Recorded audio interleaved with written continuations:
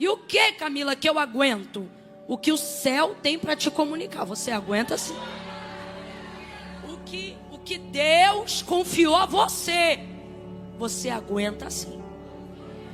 Cumprimento das promessas e da palavra que repousa sobre a tua vida, você aguenta sim. Aguenta sim. Você aguenta sim. É 1, respira. É 2, prepara. 2,5, não olha para mim não, olha para ele. 3, diga. Você aguenta sim. Você aguenta. Aguenta. Sacode o ombro dela aí de aguenta. Aguenta sim. Você aguenta sim. Você aguenta sim. Você pensa que não aguenta, mas aguenta sim. Aguenta. Você aguenta. Você pensa que a depressão vai te consumir, mas você aguenta. Aguenta sim. Você pensa que vai ficar refém de medicamento controlado a vida toda, mas você aguenta sim. Aguenta. Há uma palavra de Deus sobre a tua vida, há uma palavra de Deus sobre a sua casa. E tudo que existe, tudo que há, diz o autor da carta aos Hebreus, foi feito não por prova material do que se vê, mas foram criados pelo poder da sua palavra. Então não há absolutamente nada na sua vida que tenha condições de competir com a palavra de Deus que está sobre você. A palavra de Deus liberada sobre você vai se cumprir. A palavra de Deus liberada sobre você vai trazer à existência uma capacidade que você não sabia que poderia ser gerada dentro de você, para que você desenvolva o que precisa ser desenvolvido na sua vida, para tomar posse daquilo que Deus liberou sobre você. Camila, mas eu me sinto tão incapaz. Eu me sinto tão distante daquilo que Deus quer de mim, ou até daquilo que Deus tem para me dar. Do que Deus tem para mim, eu me sinto tão longe. É porque Deus escolheu de fato as coisas que não são, para confundirem aquelas que pensam que são. Então, na verdade, sua vulnerabilidade só faz o farol de Deus ficar cada vez mais sobre você. Aquilo que você considera extremamente frágil em você, e que você pensa que é o motivo para não viver o que Deus tem, é na verdade um dos critérios pelos quais você foi escolhido. Porque esta fraqueza, ela não te desabilita, ela te empurra para o altar. Você acha de verdade que essa reunião aqui é a reunião dos fortes? É a reunião dos melhores? Não, irmãos, vamos nos voltar à humildade, apesar de toda a honra de desfrutarmos da glória e da presença de Deus nesse recinto. A verdade é que os mais capazes não estão aqui. Estão aqui aqueles que reconhecem que não são suficientemente capazes em si mesmo para seguirem. Eu vou dizer algo que Deus está mandando aqui.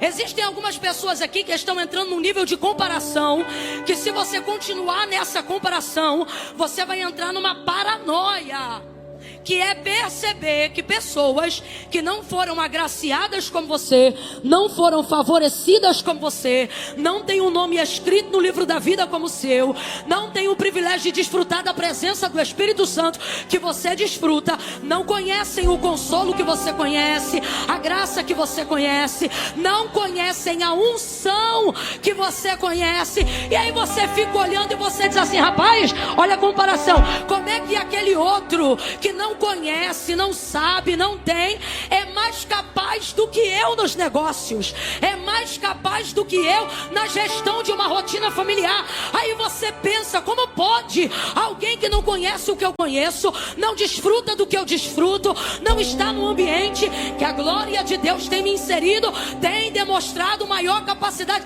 Deus trouxe algumas pessoas hoje aqui e Ele está dizendo: é verdade, o outro tem maior capacidade, por isso eu escolhi você. E te digo mais, não é que você não tem capacidade para explodir, é que eu estou te colocando em processo de implosão, para você aprender que a tua potência é minha glória, que a tua unção vem de mim, e que quando eu te colocar numa posição equivalente aos teus iguais, e alguém te perguntar numa entrevista, numa revista, numa matéria ou num podcast, como é que você chegou aqui, eu quero que da sua boca saia a verdade. Qual? Não fui eu, é dom de Deus, graça de Deus, poder de Deus, glória de Deus. Foi Ele, não eu. Deus trouxe algumas pessoas aqui que estão com alguns questionamentos, algumas comparações, e Ele está dizendo: quem te esmaga sou eu. Você tem potência para explodir, mas por que não explode? Deus está dizendo: porque meu processo contigo é de implosão, para você nunca esquecer que a glória é minha e não é tua. Quando eu te chamei, de fato você não era nada, mas a verdade é que você tem se tornado alguma coisa. E agora, dentro desse processo, se eu te largar a mão e você ir sozinho, você vai escolher o mesmo caminho que outros escolheram. Você não vai usar Deus para a glória de Deus, você vai usar Deus para a glória de seu nome. E você pensa: jamais, Senhor, eu te amo. Só que o Senhor está dizendo: quem conhece o caminho do homem sou eu. E eu me lembro das orações que você fazia quando ainda não tinha a potência que tem hoje. E dizia: Deus, não deixa eu me perder de ti, não deixa eu me esquecer de ti. Tua presença vale mais para mim. Agora, passar por esse processo esgaça muito. E não esgaça só o emocional, não. Neuroses e etc. Não. Esgaça tudo. Só que Deus hoje te trouxe aqui para organizar alguns pensamentos através da palavra. Porque você não será sucumbido pelo plano de Deus. Não. Você não será sucumbido pela graça, pela unção. Não. Camila, por que você está usando esse comportamento? Porque é o tipo de comparação que você faz. Se Deus é comigo e tal, por que eu não rompo? Por que eu estou num processo? Deus está falando comigo aqui. Eu não começo a introdução de mensagem assim, não. Os exegetas já estão murmurando. Mas Deus está sendo claro demais hoje aqui. Deus nos trouxe nessa noite para respostas. Porque tem gente hoje que saiu de casa e falou: Senhor, se tu não falar diretamente comigo,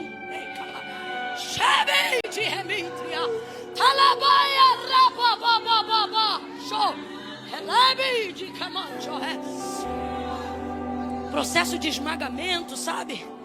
Existem homens e mulheres aqui, jovens, que estão sendo esgaçados nesse processo. Só que entenda, tudo isso faz parte do processo. Que processo? Manifestar a glória de Deus. Vamos lá. Qual é o propósito da vida de todo homem criado? Não estou nem falando de filho, estou falando de todo homem criado. Estou falando de toda criatura nascida. Qual é o propósito de toda criatura, de todo homem, de toda mulher? Qual é o propósito de Deus para a vida dele? Glorificar o nome dele. Então eu vou perguntar: qual é o propósito da sua vida? Se você entendeu o que eu falei, você vai responder: glorificar o nome de Deus. Vamos lá. Qual é o propósito de Deus para a sua vida? Isso. Quem inventou isso? Camila? Não. Isso é um princípio bíblico. Porque dele, por ele. De novo.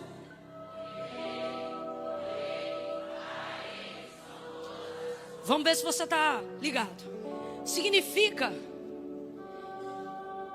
que quando Deus criou você, Ele estava pensando em quê? Deixa eu ver se você entendeu. Quando Deus criou você, você acha que Ele estava pensando em quem? Você? Se você entendeu, aqui é uma questão lógica, ok? Não precisa nem entrar com espiritualidade.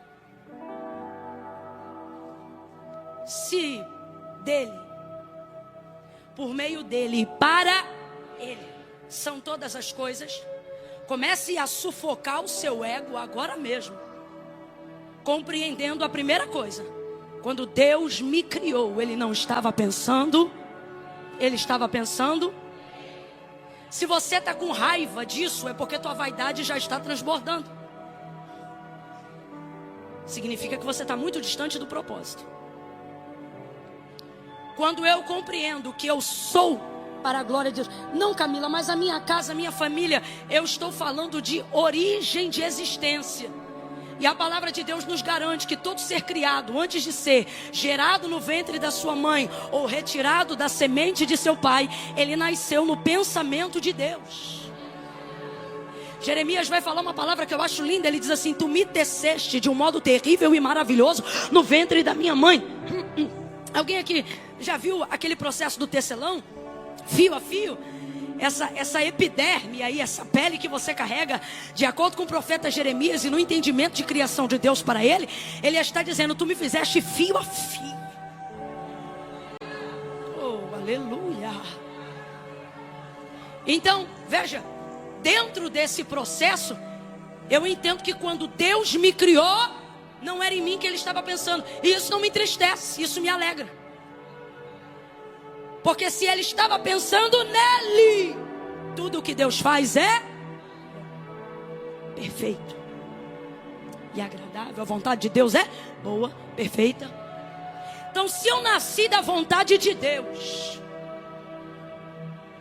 se Deus me criou, e isso aqui não é romantismo não, as estrelas, Ele chama uma a uma pelo nome. Você acha de verdade que não há um plano específico de Deus para a sua vida? O salmista vai salmodiar no Salmo de número 8 e ele vai dizer assim: pouco menor do que os anjos o fizeste, mas de glória o vestiste e o coroaste. Ele está apontando para o Messias, é claro, mas está apontando para o Messias na sua humanidade carnal, messiânico, como o próprio Salmo aponta. Mas o que isso significa? Significa que o homem é o pináculo da criação de Deus. Então, se as estrelas Ele chama pelo nome, se toda a criação Ele delegou uma ordem e Ele cuida, ao homem muito mais. Até porque se assim não fosse, e quando eu falo homem, falo de gênero humano, até porque se assim não fosse, depois de haver criado todas as coisas, Ele não teria dado o governo delas ao homem. Ele traz o homem para esta terra e Ele diz: tudo está aqui, governe sobre todas as coisas. O homem é o pináculo da criação de Deus. Então nós somos criados para a glória de Deus. Camila, se isso é verdade, por que eu não me encontro o meu propósito? Na verdade você já encontrou. Vamos lá, vou de novo. Você foi criado com que propósito? Vamos lá, você foi criado com que propósito? Por quê? Por quê? Mas por que você vive por aí dizendo: Deus, qual é meu propósito? Por que você vive por aí dizendo: Deus, qual é meu chamado? É a pergunta que eu mais ouço. Por que você fica nesse questionamento? Porque a verdade da verdade é que nós não procuramos coisas que façam sentido para a glória de Deus. Procuramos coisas que façam sentido. Procuramos o que nos dá prazer. Procuramos o que nos dá status. Procuramos o que nos dá popularidade. Procuramos o que nos dá seguidores. Porque dentro de uma natureza caída, desenvolveu-se a ideia de que o reconhecimento da sociedade, baseado no que a gente tem, faz a gente ser quem a gente quer ser, sim ou não? Buscando aprovação humana e glória de homens, acreditamos que a aprovação de Deus está no reconhecimento que a sociedade dá ao homem. E então corremos atrás de dinheiro e começamos a fazer as pessoas nos respeitarem, não pelo nosso CPF, mas pelo nosso CNPJ. Porque o quanto eu produzo vai dizer para as pessoas quem eu sou. Quanto mais eu produzo, mais respeito eu tenho. Quanto mais utilidade eu expresso, não para a obra de Deus, mas para o reconhecimento alheio, mais importante eu me sinto. E mais eu produzo, e mais eu produzo, e mais eu produzo, e mais eu produzo, e mais eu produzo. E não pense você que quem está fora da eclésia, da igreja e do reino de Deus está fora dessa tentação, porque não está, não. Pelo contrário, são as mentes mais cauterizadas que vão caindo na ideia do ativismo religioso, de que fazer sobre a justificativa que é para Deus te aproxima de Deus. Quando na verdade muitos conhecem Ele, mas não são conhecidos dele. Gente, naquele dia Jesus vai dizer: muitos virão muitos. Ele disse: bora, ele disse: vão vir para mim e vão dizer: em teu nome eu expulsei demônios. Em teu nome eu curei. É ímpio que faz isso? Quem é que usa o nome de Jesus para curar? Fala a verdade, diga: somos nós. Somos nós. Quem é que usa o nome de Jesus para expulsar demônios? Só que o que é que ele vai dizer para essas pessoas? Apartai de mim, malditos, porque eu nunca vos conheci. Vocês me conheciam. Vocês trabalhavam no uso do meu nome, mas eu nunca conheci vocês. Então veja, caminhamos então nessa ideia, sem perceber. E os que se acham mais crentes do que os outros, são os que mais estão vivendo essa verdade, porque eles pensam que o mundo não tem poder de afetá-los. Eles pensam que a rede social não tem poder de afetá-los. Mas olhe para cá. todos nós estamos, cada um até certo ponto, afetados sim. Por isso a oração de Jesus é: eu lhe peço que não os tire do mundo, mas que os guarde no mundo. No mundo. Porque vai ser difícil, mas Ele também nos dá esperança. Ele diz: eu venci o mundo. Glorie-se, pois, nisso. Então veja, então começamos a cultivar a ideia de que se formos grandes, e de que se tivermos todo o status, e a maioria normalmente pensa, e se tivermos todo o dinheiro que precisamos ter, vamos conquistar toda a alegria que queremos, e agendamos a nossa felicidade para quando conquistarmos coisas, sendo que nós somos pessoas, e pessoas não se saciam de coisas. E uma das maiores provas de que a resposta não está em buscar coisas que façam sentido para nós, mas coisas que façam sentido para Deus, mesmo quando nós não estamos confortáveis fazendo essas coisas. A maior prova é que o maior índice de suicídio está na classe média alta. Pessoas que conquistam, o maior índice, isso aqui é um dado estatístico, eu não estou inventando. Por que lá? Porque lá estão as pessoas que agendaram, na maioria das vezes, ok? A felicidade. Eu não estou generalizando, mas normalmente, quem constrói aquilo que deseja ser, baseado no que tem, quando tem tudo o que queria ser, ainda descobre que não se tornou quem gostaria de ser. E é nessa hora que, vendo que não há mais nada para conquistar, a vida perde completamente o significado. Mesmo tendo seguidores, mesmo tendo arroba, mesmo tendo patrocínio. Eu estou falando a linguagem do século 21 para todo mundo entender. Mesmo tendo o reconhecimento do povo, mesmo tendo o apoio da massa, nada disso é suficiente. E por que não? Porque estamos numa busca desenfreada daquilo que faça sentido para nós, alinhando a nossa visão com o que o mundo pede. E sem perceber, não nos tornamos mais pessoas, mas algoritmos sociais. Alguém está entendendo o que Deus está falando aqui? E baseado nessa expectativa, vemos que não damos conta, porque é muita grandeza para quem é barro, é muita grandeza para quem é pó, porque você pensa que vai fazer cumprir a promessa que Deus te fez. Você pensa que é seu esforço, você pensa que é o seu dinamismo que vai fazer cumprir a palavra que Deus tem sobre a sua vida. E eu não estou pregando para o mundo, eu estou pregando para a igreja. Porque o mundo não aguarda o cumprimento de uma promessa. E é por isso que na ascendência de escala social, eles conseguem subir vertiginosamente mais rápido que nós. Porque eles não estão debaixo de uma palavra. Mas nós, aguardando o cumprimento de uma palavra, pensamos em preparar todo o cenário. Um cenário que deveria estar pautado na obediência e na capacidade de Deus, e não nossa. Haja vista que não fomos escolhidos por aquilo que fazemos, mas justamente por quem não somos.